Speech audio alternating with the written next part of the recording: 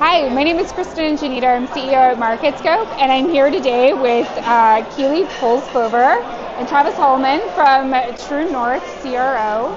And I really want to put you guys on the hot seat. You think you're ready for it? I don't know, maybe.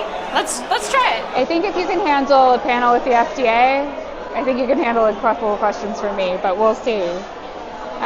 Okay.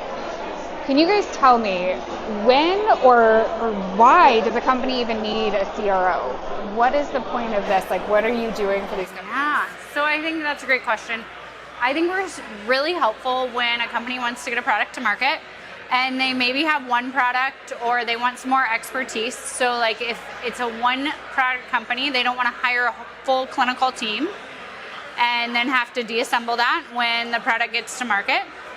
Or if it's a company that wants some more expertise, that's seen how it's done in a certain indication or a certain area, they'll hire us and we'll jump on board and we'll help them, show them what to do and what not to do. When you asked about when, Yeah. I would say as early as possible. So like I have an idea. I should call you right now. One of the biggest issues we see is poor protocol development, right? And so you're starting that process early, and if it starts off poorly, then the result is it's gonna take a long time, and it's gonna end poorly as well. Okay. So early and often. Early and often. And if you don't have a clinical team already built out, this is a great option. Okay. So what makes your CRO different from other CROs that are out there? Yeah, our roots are in ophthalmology. I grew up in ophthalmology. I've been in it for 20 years, literally since I was 18. Grew up in this space and really understand it. Our team understands it. A lot of our team members grew up in ophthalmology as well. Travis has strong ophthalmology background, and we're a boutique CRO. My fellow co-founders are Dr. Vance Thompson and John Berdahl, deep roots in ophthalmology, and I think that makes us a little bit different.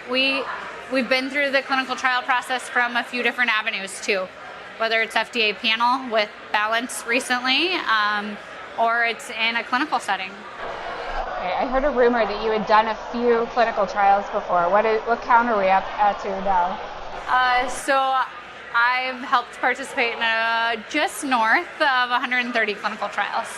Our team combined over 200.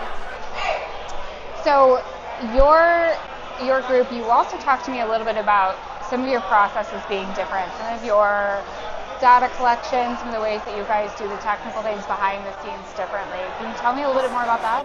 I mean, I like to think that our approach is different. So like we're kind of Innovators Pop-Up, right? So you can be an innovator and have a disruptive technology, but I think you can also have a disruptive approach to your space.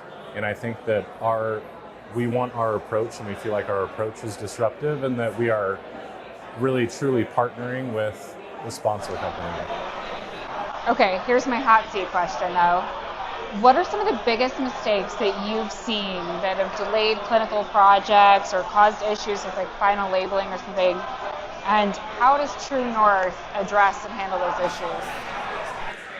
Yeah, so coming from the site side, I'm a big site person. I think when sponsors don't approach the sites from the beginning and ask them if they can actually execute the trial, that'll definitely delay it from an enrollment perspective. And when you get past the ID or IND approval where you can actually start your trial, you need to enroll. And you need to ask your sites way before you get to that process. What would you say? Yeah, I mean, I think that goes back to like early strategy, right? Like your protocol development and just like early planning and your regulatory pathway that you're going to take, and just putting in the legwork before you're submitting to the FDA, or, before you even have those conversations. Yeah. So what's your favorite part about clinical trials? And managing them, having been a part of them? We're going to have very different answers. Okay, well, even better. I truly love the people in it, and I love the idea of helping people and helping this industry. Like I said, I grew up here, so every study becomes like my baby, and I care about it, and I can't wait to see it get there, and I can't wait to like lead the sites and lead the teams to help them get there, and the joy and getting a new technology into patients' hands and doctors' hands. Mine is less fun. I'm an operations guy, so Yeah. like I like structure and I like implementing processes and just being prepared. And so I think that's where we both differ. But then it's a great mold because we are approaching, from different sides of the spectrum. Yeah. Well, that's amazing. Well, thank you, Keeley and Travis, for joining me today in the hot seat and Of for course. learning more about True North with us today. It's Thank you, cold guys. over here. It's not even hot. Yeah, it's not Yeah. even hot, It's right? kind of breezy. It's because you've been down there with a massive Right? group of people. Am I in the shot? Yeah. Thanks, Innovators Pop-Up. This is Thank you, guys. fantastic.